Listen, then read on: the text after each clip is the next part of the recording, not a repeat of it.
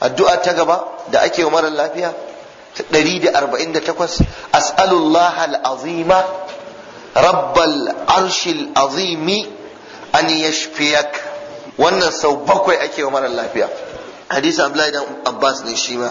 wancan riwayar Bukhari ne ta inganta, wannan ma riwayar ta Bukhari ne da Muslim. as'alullah al-azim, ina roƙon Allah mai girma, rabbal arshil azimi, ubangijin al'arshi mai girma, an yashfiyaka, Allah i warkar da kai. as'alullah al-azima rabbal arshil azimi an yashfiyaka. sau 7 za ka yi ta yi as'alullah al-azim rabbal arshil azim an yashfiyaka, as'alullah al-azim rabbal arshil azim an yashfiyaka.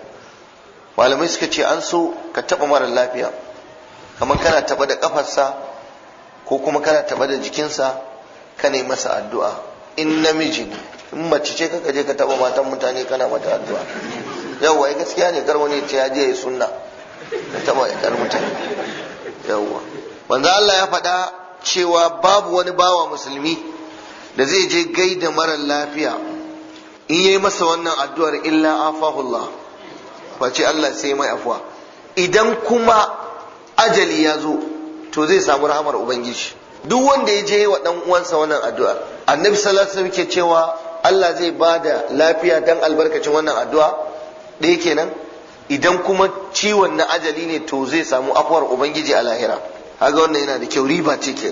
to haka annabi yake wannan sau 7 yake karantawa ya maimaita dan ko bawa zai samu waraka.